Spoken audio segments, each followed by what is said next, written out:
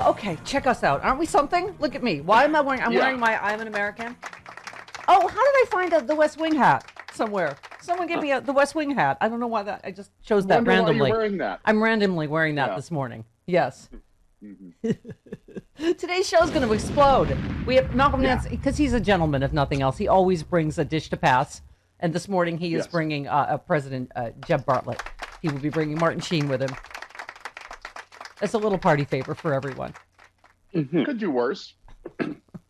He's probably relieved. He's had to be, fill in as the real president for the last 4 years.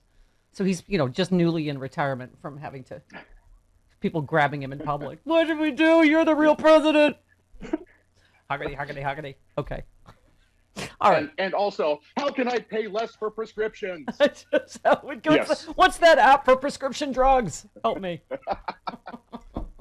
All right. So that and Chairman John Yarmouth of the House Budget Committee to talk about COVID relief. We've got our regular Bob Seska and Carlos Alzraki. I mean, we've got to show. Before you start feeling all, big in the britches, Travis, about booking Martin Sheen this morning. If you were really good, you would have already booked Jen Psaki and Allison Janney. But okay, whatever. Okay. Jen Psaki remains my spirit animal. Oh, my God. Just yesterday, right? Hang on. Oh, Frank said the same thing. Anyone who drops Nancy Drew during a press conference is okay with me. And she used it as a verb. She goes, well, I'm not going to Nancy Drew that right now, but here's a blah, blah, blah. Oh, rock star. I need the rock star one. The Smash Mouth. To introduce Martin Sheen. I mean, I don't, Okay. I'm not saying, but I'm just saying. Okay. Also, Kyle Griffin tweeted regarding a Biden call to Saudi Crown Prince Mohammed bin Salman. Jen Psaki says the president's counterpart is King Salman. Oh, Psaki bomb. Oh, Psaki. Psaki bomb. Psaki. Okay. Bam. I feel like I'm back at my favorite sushi restaurant. Psaki bomb. What? Okay. what? Yeah. It would have been better if she said, oh, Captain Bonesaw? No, we're not talking to him. Okay. All right. I'm a little giddy. All right. Here's the other reason I'm wearing my I Am American shirt. Because we're not douchebags like Ted Cruz. And 10 people have died in Texas. And we have beloveds that live there, like Anita in San Antonio and others. Remember when they mocked us with our wildfires and these stupid liberal policies, right? They voted against relief for Superstorm Sandy for New York and New Jersey. They're just douchebags. And Joe Biden and Democrats are not douchebags. He immediately sent aid, even though they were talking about seceding 2 weeks ago, right? It's like, and now what's his douche? The governor goes on Fox to blame solar and wind. This is like what the Green New Deal would be. They don't have the Green New Deal there. No. And there's 90% of their energy is oil and gas. It's what? Right. In the winter time especially, they get so little of their energy from wind. Right. They do have a lot of wind power, which is great there. 10%, but in the winter time, in the wintertime, they don't get a lot because they get most of their heating from natural gas. Right. Yes. So that's why. But I mean, can you imagine in the middle of this emergency when people are dying?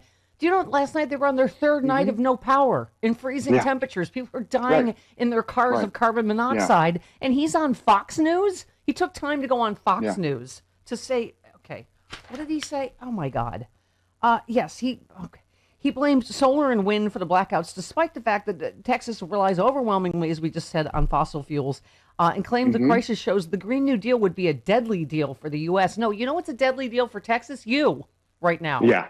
Well, yeah. Our wind and our solar got shut down. They were collectively more than 10% of, at least he admits it's only 10% of your power grid. And that, thrusts Texas into a situation. You know the other thing that's Trumpism? Blaming everybody but yourself. Blaming other people for everything. So he said, his decision to appear on Fox News and attack a policy that has not even been implemented as Texans resorted to burning their belongings to keep their children warm has been viewed as another example of his failed leadership. 16 gigawatts of renewable energy generation, mostly wind generation, was offline. Nearly double that, 30 gigawatts, has been lost from thermal sources, which include gas, coal, and nuclear energy. I mean, it just... but also the timing of it. This is what they've become. Just they're like performance artists. They're not actual leaders anymore. Let me go on Fox and do a show about the Green New Deal, right? And he, one expert there says he's lying. People are dying, and he's on Fox News lying to you. We're living in fear, and Greg Abbott is playing politics with our lives. Julian, I believe it was Julian Castro, said Governor Abbott failed to prepare for this storm, was too slow to respond, and now blames everyone but himself for this mess. He neglected the state's antiquated and deregulated electrical grid. Now 4.4 million Texans have no power in freezing conditions. You're like, ooh, freedom. Yeah, deregulation. And you're like, okay. But if we were douchebags, we'd be blaming that, but we didn't jump to that. Joe Biden jumped to how do you help? Not like, well, it's because you wanted to rely on oil and gas and deregulation. Go ahead. Yeah, well, they deregulated their entire grid, made it Texas only, so they can't share electricity and power from other states. That's why they're so isolated with this problem. If they were part of the major national grid, other states would be able to send them power. Right, because you don't mess with Texas. You don't mess with Texas, of course, unless they need help. Exactly. Right. And it also it keeps Texas from federal regulations that predict cold weather. So they haven't built their system for cold weather, which Texas sometimes gets. Yeah. Anyway, I just thought it really is your sign that Trumpism is not over. Oh, and also Mitch McConnell and Trump fight. Oh God. Fight. Yeah. You're both so awful. Oh my God, fight. Yeah. It's cancer versus Ebola. It is. Who do you root for? I just don't know who to root for. Oh my God, you're all so awful. So what Mitch McConnell wrote the op-ed doubling down on what he said, and so then Trump released a statement yesterday. What did he call him? Sullen, dour, unsmiling. What? That's Trump. Have you ever seen Trump smile? Hardly ever. I'm like, what? Oh my God. No. It's hard to pick a winner. He did take out the line about Mitch having multiple chins. Oh, yes. It was apparently the original statement was worse. He did want to make fun of his multiple chins and was advised not to. Right. That's our job. I mean, how old are we? Listen, Cheetolini, we got that. That's our job. We'll say make fun of the multiple chins. That's what we're here for. Oh my God. Okay. So I'm just saying we're feeling pretty fancy. We have the president on today. We have Martin Sheen. We have Malcolm Nance. We have the chairman of the House Budget Committee. We have, number one terrorist. We've just had a domestic terrorist attack. Malcolm Nance, one of the foremost terrorism experts in the world. And what did most people write to me about? The John Goodman commercial with his face on a finger or a thumb or whatever it is. But I don't know what it is. We have amazing guests. We cover important issues. And for some reason, this was all of my mail and Twitter yesterday. But you know why? Because I have my finger on America's pulse. Because that commercial is creepy. And I thought I was the only one. But I got an avalanche of you were right, Mama. And by the way, I was confused because it is not a thumb. I think it's this finger. What's that, index finger? Sure. It's creepy. Sure. John Goodman on a finger that's for a casino. I don't know. Nancy said, maybe this says something about me, but I honestly thought John Goodman's face was on a penis at first. No, Nancy. Okay. It's nightmarish. That does say something about her. Yes. That's all on you, Nancy. You're just weird. Jeff, about nightmare-inducing ads. Steph, I couldn't agree with you more about the ad with John Goodman's head on a thumb. But what's even worse is the one with the guy that's half motorcycle. Okay, we're past the Motor commercial. Yeah. That was my obsession a few months ago. Jeff, keep up. At first, he seems to be sitting on a motorcycle looking at the scenery, but then you realize he's some sort of modern man motorcycle version of a centaur. Really creepy. I have to change the channel. Okay, the Motor, whatever it is sailed. It's not a ship. It's a bike. It's sail. It's rolled. The Motor. Right. It is. It's weird. It's just weird. Especially the one about into the sunset. Pardon me?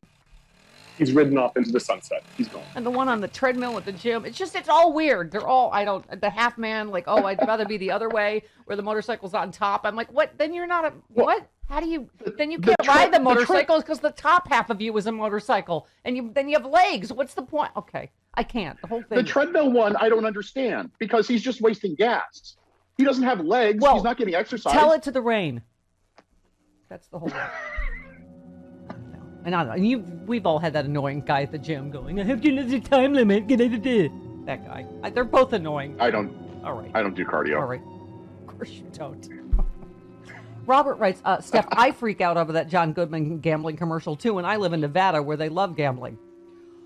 Also, have you seen there's another commercial where the wife and mother wants to stay in the car and away from their family for a while? You can't miss a show. We've already covered the Lincoln whore, the Lincoln Navigator whore that is so selfish. Oh, now there's a new Lincoln whore that their family's going camping and she wants to stay in the car. She's like, oh, yeah, it's a non-Christmas Just give me a minute. They are helpful for single people, aren't they, Chris? Because I'm like, oh, that does look like a nightmare. Thank God. Right, the lady walks in, it's a barking dog and kids and a husband. She's like, I'll be in the car.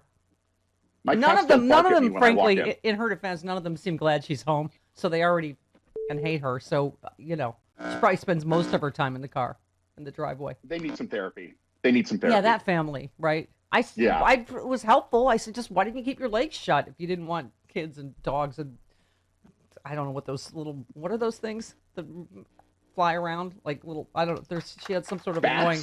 No, it was an electronic thing that was flying around in the house in addition to a drone. They had a drone and a dog and kids. I don't know. It's okay. But that lifestyle got her massage and heated seats inside her Lincoln. So, there's something to be said for that. Yeah. And it's a new Lincoln, not a 2006 Lincoln like yours. They're both selfish whores. I'm just saying. At least I know I'm a selfish whore. I did not bother to have a partner or kids. I would definitely be in the car all the time. Okay. And then the other great debate of yesterday's show, Chris in Minneapolis says, chaps are nothing but crotchless lederhosen. All right, don't get us started on the whole assless chaps. No, chaps don't have suspenders or... Yeah. Right. And they're long. And listen, Chris LeBoy is an expert. Tell them why, Chris. Because I'm sorry, you dropped out for... I wore polyester lederhosen at my first job at Busch Gardens in Virginia. Yeah, you were the only person here that was required to wear lederhosen as part of your job. Polyester lederhosen. Can I require that again? No, you may not. No. People seem to suggest a lot of illegal things like that and that I Gorilla Glue Sean to his seat so he never leaves again. Liberal helpers, just spitballing. Legal, not legal. Well, who can say? We're in a post-Trump America. Who can say? His seat has wheels, so I think he can escape. No, I'll figure that out too. I'll tie all those to something. So super glue the wheels. Listen, I watched Misery. I know what to do. Okay. Oh God. Another Rob Reiner production. Yes. Oh, and yes. Martin Sheen does not play the president of my favorite movie. He's my favorite TV. He's everybody's favorite TV president. My favorite movie president, the American president. Martin Sheen plays his best friend. Michael Douglas is the American president, but Martin Sheen but he wouldn't be where if you saw the pool. What do you call it? The pool scene where they're shooting pool. He wouldn't be there without Martin Sheen. He wouldn't have gotten anywhere without Martin Sheen. So Martin Sheen's the reason he's the American president. And the American people didn't have to drink sand, is my point. Right. Yes. Sorry. When Martin Sheen played the president in a movie in The Dead Zone, he blew up the world with nuclear war. So he has played both a good and an evil president. We'll talk to him about all of it. All right. 20 minutes after the hour.